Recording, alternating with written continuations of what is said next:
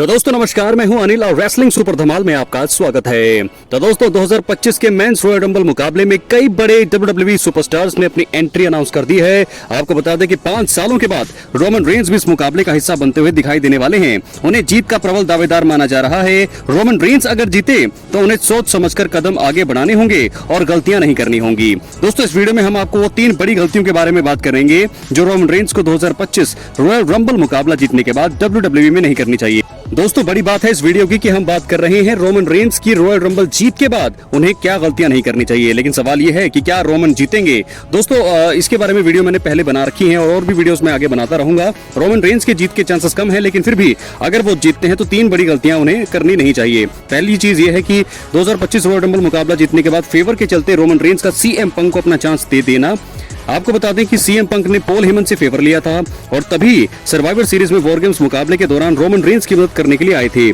पंक ने अभी तक इस बारे में नहीं बताया है, हालांकि उन्होंने एक चीज क्लियर कर दी है कि वो रेसलमेनिया मेन इवेंट करना चाहते हैं और ये उनका सबसे बड़ा लक्ष्य है।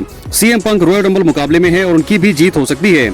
अगर जो है रोमन जीत गए तो CM पंक फेवर के तौर पर बड़ा कदम यहाँ पर उठा सकते हैं। द रॉक ने जिस तरह से पिछले साल कोडी रोड्स के रॉयल रंबल जीतने के बाद उन्हें अपना मौका छोड़ने के लिए कहा था, वैसा ही CM पंक भी कर सकते हैं। CM पंक के रूप में रोमन रेंज से रेसलमेनिया मेन इवेंट की मांग वो कर सकते हैं। रोमन अगर उन्हें फेवर के चलते ये मौका देते हैं तो बड़ी गलती होगी। रोमन को ऐसा बिल्कुल नहीं करना चाहिए क्योंकि उन्होंने जीत से मौका कमाया है और दूसरी ओर इस तरह CM पंक जो है बेबी फेस कैरेक्टर में बदलाव होगा और मुझे लगता है कि हील टर्न उनका बड़ी जल्दी हो सकता है। तो दोस्तों ये था पहला बड़ा कारण। मुझे लगता है कि हम बात करेंगे दूसरे बड़े कारण की। वर्ल्ड हेवीवेट चैंपियन गुंथर को रेसलमेनिया विरोधी के रूप में चुना, ये तो बिल्कुल होना नहीं चाहिए।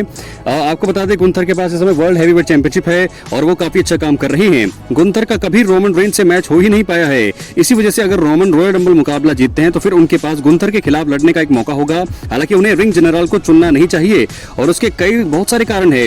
रोमन रेंज को अभी तक अनडिस्प्यूटेड WWE टाइटल हारने के बाद रीमैच नहीं मिला है। रोमन ने कोडी के साथ अपनी दुश्मनी को जारी रखा है और पॉल हेमन द्वारा कोडी रोड्स के खिलाफ अपने रॉयल रंबल मुकाबले में शामिल होने का अनाउंसमेंट कराया है। ये सभी चीजें रोमन और कोडी के बीच मैच पर संकेत दे रही हैं और इसी वजह से अगर रोमन अपनी बड़ी जीत के बाद कोडी रोड्स को नजरअंदाज करते हैं और गुंथर को चुनते हैं तो मुझे लगता है कि बहुत बड़ी गलती होगी। इससे महसूस होगा कि रोमन कोडी रोड्स से मैच की नींव रखने के बाद पीछे हट गए क्योंकि उन्हें लगातार दूसरी हार का डर था। तो दोस्तों ये तो थे 2 कारण। बात करेंगे तीसरे और आखिरी कारण का। रोमन रेंज का नए ब्लड लाइन से किसी भी तरह से स्टोरी जारी रखना बहुत ही बड़ी गलती होगी। दोस्तों आपको बता दें कि रॉयल रंबल 2025 इवेंट के साथ ही रोड टू रेसलमेनिया की शुरुआत होगी। अगर रोमन मैच रंबल मुकाबला जीत गए तो फिर उन्हें सीधा चैंपियनशिप पर फोकस करना चाहिए। नए ब्लड लाइन के सदस्य रॉ नेटफ्लिक्स डेब्यू के बाद भी जिमी ऊसो पर हमला करते आए हैं और सोरो सिकोवा ने अब तक हार पर चुप्पी नहीं तोड़ी है।